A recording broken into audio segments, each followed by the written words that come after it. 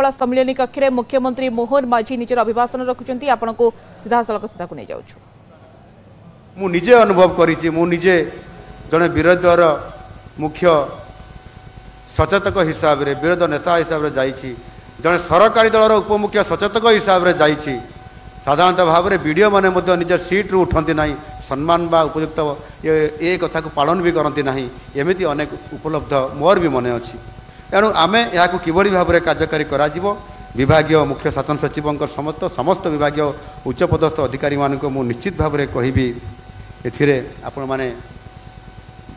या संशोधन करिवार एवं समान को ठीक भाव में से उपयुक्त सम्मान प्रदर्शन करंतु सम्मान दियंतु कथा कहबार आवश्यकता अच्छी उदाहरण देले बहुत कष्ट हम आपण मानक थरे जड़े जिलापाल मो केन्दुझर जिले में कही जड़े मंत्री जाइए मंत्री बसी केन्द्र कैबिनेट मंत्री बसी राज्यर जड़े मंत्री बसी आलोचना परिप्रेक्षी में जिलापाल से डेरी रे पहुँचवा कारण एवं आउ कौन तांकर व्यक्तिगत अच्छी मुझे जानी ना सी केन्द्र मंत्री को नमस्कार करले किंतु राज्यर थिबा मंत्री को से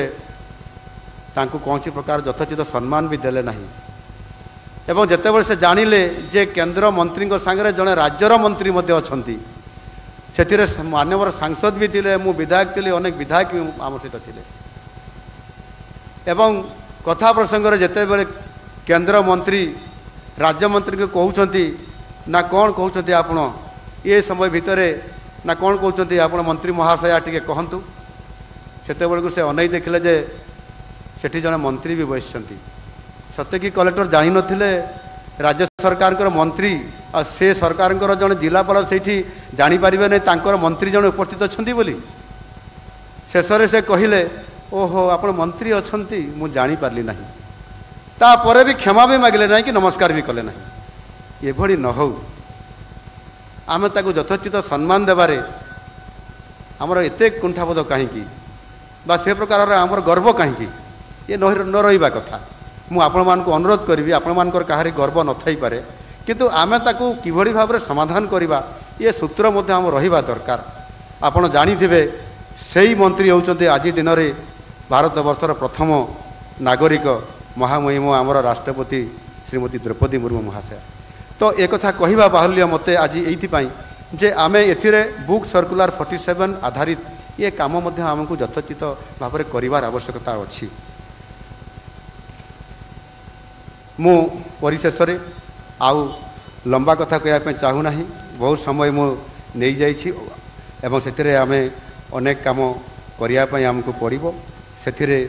विशेष करिकी आमे समस्ते विभिन्न विभागर विभिन्न कार्यक्रम को आमे समस्ते नापी चाहूँगी ये मुझे कथा गुटिक उल्लेख करने चाहिए हे तो आपण भितर ये कथा कहवा द्वारा का मन में कष्ट भी थी पारे किंतु वास्तवता हूँ या एबे 2 दिन धरिक जो आमर खसड़ा अच्छी जहाँ आम एठी लेसन माध्यम आम जानिबार अभिप्राय अच्छी एगुड़िका सब से भितर नहीं आउ मते मोर अनुभूति मुझे कथा को आपण पाखे कहली आउ मु एथिरे आपण मानक कहूली जे मु बहुत बड़ को कौटिल्यंकर परामर्श किंबा को बड़ बड़ राजनीतिज्ञ जो माने विशिष्ट अच्छा पृथ्वी रे सेमानकर कथा मु कहवाई चाहूना ये गणतंत्र व्यवस्था रे आमको लोकंकु किभली भाव में सुशासन दे पारिबा आमे आमर जहाँ दायित्व आमको सरकार देइछंती ताहा आमे किभली भाव में कार्यकारी करि पारिबा एवं सेथिपाई निश्चित भाव में आमे ता कार्यकारी करैबारे बहुत बड़ भूमिका आपण मानकर अछि मु आशा करिवि निश्चित भाव में आपण माने समस्ते याको पूर्ण प्राण रे 100% कार्यकारी करैबारे आपण सहायक हो पारिबे समस्ते आपण माने दक्ष हो गले एवं विभिन्न अनुभूति आपण मानकर भी अच्छी ताहाको कार्यकारी आम समस्ते मिलमिशि सरकार अर्थात शासन और प्रशासन उभय तरफर आम परस्पर भितर सहयोग ये काम सफलतापूर्वक हो पार शेष मु आशा रखी यही सम्मिलनी आपणकर दक्षतार मानदंड को वर्धित करू कर्मतत्परता वृद्धि करू जहाँफल प्रशासन गतिशील हम योजनार सफल लोकों पाखरे पहुँचब और आम राज्यर अग्रगति हेब आमर जो मिशन अच्छी आमर जो लक्ष्य अच्छी नुआ सरकार जो लक्ष्य अच्छी जे आमे आगामी 2036 मसीह अर्थात स्वतंत्र उत्कल प्रदेशर आम ओडिशा गठनर ଯେତେବେଳେ 100 ବର୍ଷ ପୂର୍ତ୍ତି ପାଳନ ହେଉଥିବ ସେତେବେଳେ ଇଏ ଓଡ଼ିଶା ନୂଆ ଓଡ଼ିଶା ହେଇଥିବ, ସମୃଦ୍ଧ ଓଡ଼ିଶା ହେଇଥିବ ଏବଂ ଆମେ ସେତେବେଳେ ଆମର ବିକାଶର ଯେଉଁ 22 ପାବଛରୁ 2-3ଟି ପାବଛ ଚଢ଼ିଥିବା ଏବଂ ଆମର ପ୍ରିୟ ଯଶସ୍ୱୀ ପ୍ରଧାନମନ୍ତ୍ରୀ ଭାରତବର୍ଷର ଶ୍ରୀ ନରେନ୍ଦ୍ର ମୋଦିଜୀଙ୍କର ଯେଉଁ ବିକଶିତ ଭାରତ 2047 ମସିହା ସୁଦ୍ଧା ହେବା ପାଇଁ ଯେଉଁ ଆମ ପାଖରେ ଆହ୍ୱାନ ରଖିଛନ୍ତି ଏବଂ ସିଏ ମଧ୍ୟ ଆମ ପାଖରେ କଥା ଦେଇଛନ୍ତି ଯେ ଭାରତବର୍ଷର ବିକାଶର ଯେତେବେଳେ ଶୀର୍ଷ ସ୍ଥାନକୁ ଯିବ ଏବଂ ଭାରତବର୍ଷ ଯେତେବେଳେ ବିକଶିତ ହେବା ପାଇଁ ଯିବ 2047 ମସିହାରେ ସେତେବେଳେ ଭାରତବର୍ଷର ବିକାଶର ରେଳରେ ଓଡ଼ିଶା ହେବ ପ୍ରଥମ ବଗି, ଓଡ଼ିଶା ହେବ ପ୍ରଥମ ବଗି ଏବଂ ତାକୁ ଆଧାର କରିକରି ଭାରତର ବିକାଶରେ ପୂର୍ବୋଦୟ ଏ କଥାକୁ ବାରମ୍ବାର ଉଚ୍ଚାରଣ କରି ନିଜେ ତାଙ୍କର ଜନ୍ମଦିନ ମାନ୍ୟବର ପ୍ରଧାନମନ୍ତ୍ରୀ ଆମ ଓଡ଼ିଶାକୁ ଆସି ଆମ ଭୁବନେଶ୍ୱରକୁ ଆସି ଏକ ଜନ୍ମଦିନରେ ଗୋଟିଏ ଭୁବନେଶ୍ୱର ଉପକଣ୍ଠରେ ଥିବା ଗାଢ଼ଗଣର ଗୋଟିଏ ଆଦିବାସୀ ଶବର ପରିବାର ଜଣେ ମାଆଙ୍କ ଠାରୁ ତାଙ୍କର ଜନ୍ମଦିନ ପାଳନ କରିବା ସହିତ କ୍ଷୀରି ଖାଇବା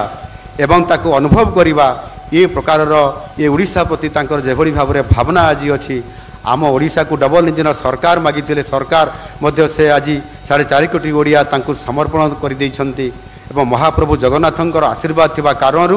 ଆଜି ଆମେ ସମସ୍ତେ ଓଡ଼ିଶାକୁ ବିକଶିତ ଓଡ଼ିଶା ଗଠନ କରିବାରେ, ସମୃଦ୍ଧ ଓଡ଼ିଶା ଗଠନ କରିବାରେ ଏ ଓଡ଼ିଶାକୁ ଶିଳ୍ପ କ୍ଷେତ୍ରରେ, IT କ୍ଷେତ୍ରରେ ଏବଂ ବିଶେଷ କରିକି କୃଷି କ୍ଷେତ୍ରରେ ଆମେ କିଭଳି ଭାବରେ ଅଗ୍ରଗତି କରିପାରିବା ତାକୁ ଆଧାର କରି ଆମ ଆୟକୁ ସବୁଠାରୁ ଅଧିକ ଏବଂ ବିକାଶର ରେଳରେ ଭାରତବର୍ଷର ପ୍ରଥମ ବଗି କରିବାର ପ୍ରୟାସ ଆମ ସମସ୍ତଙ୍କର ସମ୍ମିଳିତ ଉଦ୍ୟମରେ ହିଁ ହେବ। ଏ ପ୍ରକାରର ଦୃଢ଼ ଆଶା ରଖି ମୋର ବକ୍ତବ୍ୟକୁ ଏଠି ଶେଷ କରୁଛି। ଧନ୍ୟବାଦ। ଭାରତ ମାତା କି ଜୟ। ବନ୍ଦେ ମାତରମ୍। ବନ୍ଦେ ଉତ୍କଳ ଜନନୀ।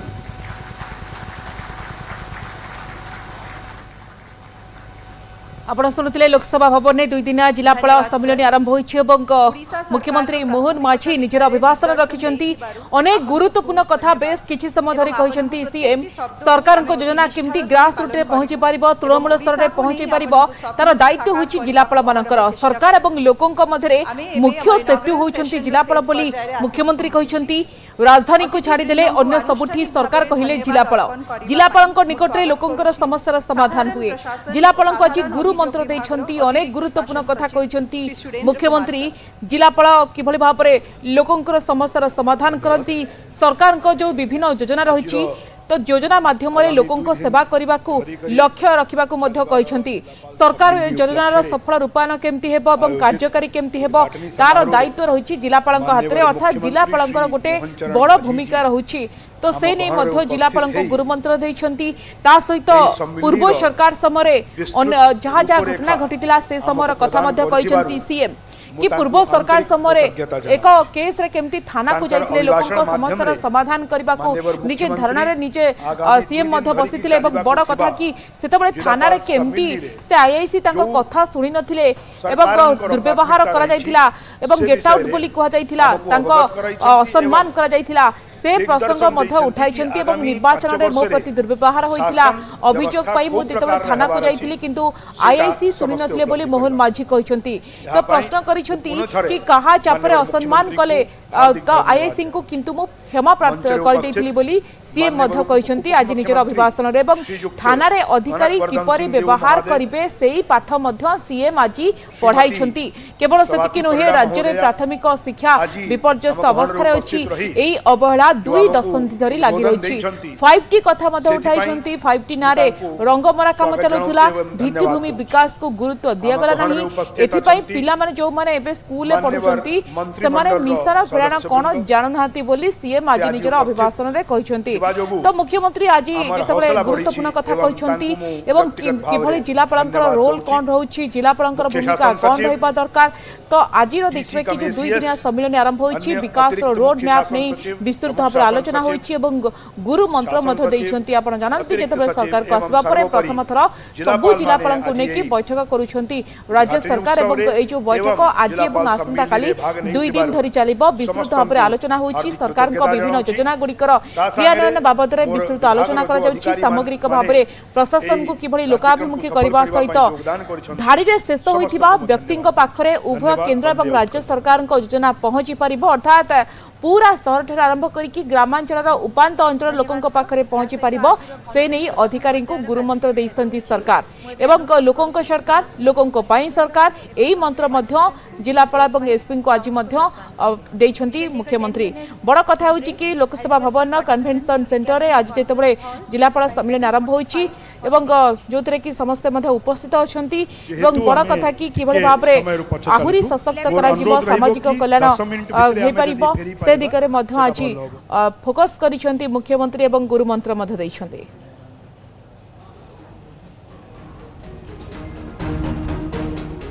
तो मुख्यमंत्री जितेबाला एक कहते नुआ सरकार प्रथम थर सबू जिलापाल को नहीं बैठक करिसेंती राज्य सरकार एवं आज आसंता काली 2 दिन धरी बैठक होउची जिलापाल सहित समस्त एसपी माने बैठक में जोग देउछंती लोकों समस्या प्रति ओडिशा सरकार विकास रोड मैप नहीं सबू वरिष्ठ अधिकारी को आज गुरुमंत्र देइछंती सरकार विभिन्न योजना गुड़िकर केमती क्रियान्वयन बाबद से नहीं विस्तृत भाव में आलोचना सीएम करिसेंती सामग्रिक भाव में प्रशासन को अधिक लोकाभिमुखी करने सहित जो माने लोक मैंने अर्थात धाड़ी में शेष व्यक्ति पाखरे केमती उभय राज्य सरकार एवं केंद्र सरकार प्रति योजना केमती पहुंची पार से नहीं आज अधिकारी को गुरुमंत्र देइछंती।